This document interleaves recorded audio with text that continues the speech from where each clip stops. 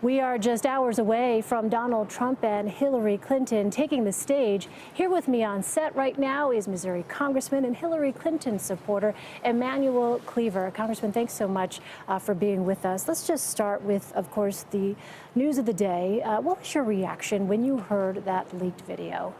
Well, I was repulsed, like many Americans, over the tape.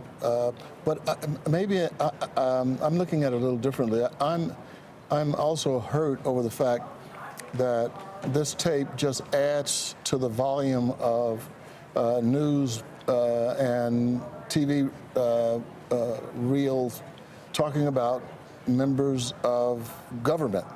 And I think right now, on a scale of 1 to 10, Satan is at a 3 and members of Congress are at 1. And I think this doesn't help. It doesn't matter that Donald Trump is not in Congress. I think they put all this stuff together and it makes everybody look bad.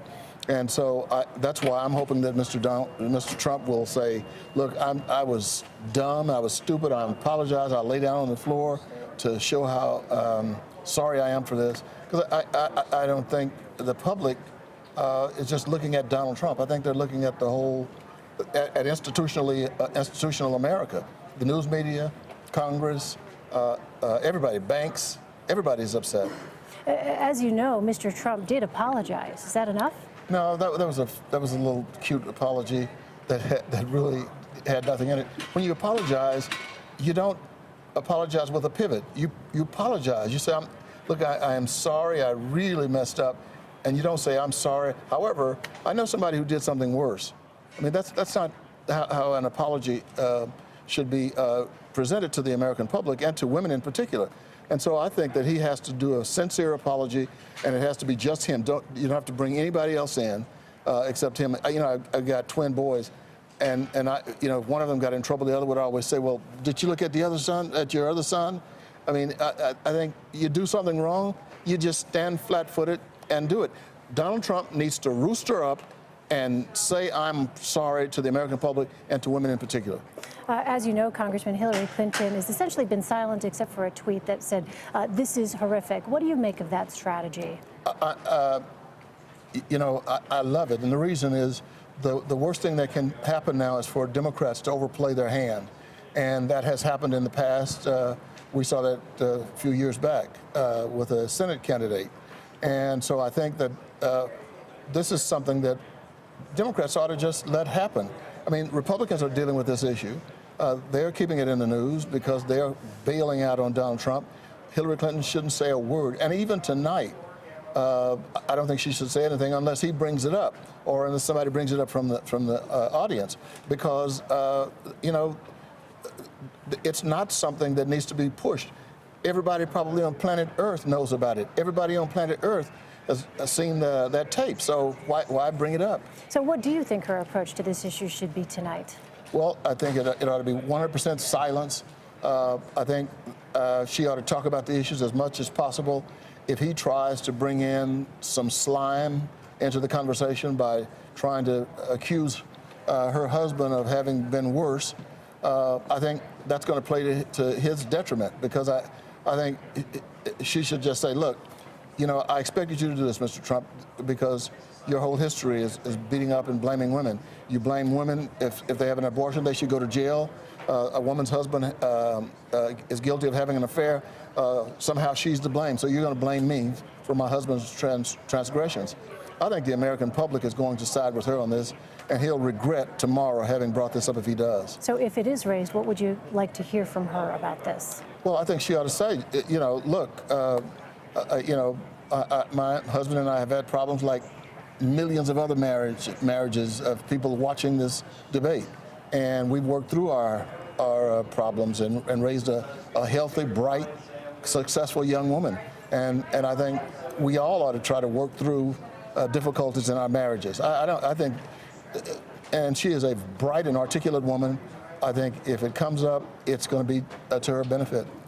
I want to turn to another topic. This week, WikiLeaks released Clinton campaign chairman John Podesta's emails, which contain transcripts of Hillary Clinton's speeches to Wall Street firms. Of course, you'll recall during the primaries, this was something that Senator Sanders called on her to do multiple times, is release those transcripts of her paid speeches. Well, in those speeches, she suggested that while she came from a middle-class family, today she lives a very different lifestyle. And I wonder what your thoughts are, Congressman, on this question, because we know from voters who've been asked about this, they don't view her as honest and trustworthy. This has been a continuing issue with her, this notion of transparency, which Senator Sanders raised during the primary contest. What is the argument that she can make to voters now when they see essentially a different sort of side of Hillary Clinton than they'd seen before? Well, first of all, I think it's extremely important to find out the exact date of that speech, because I think it predates the general election, or frankly the primary.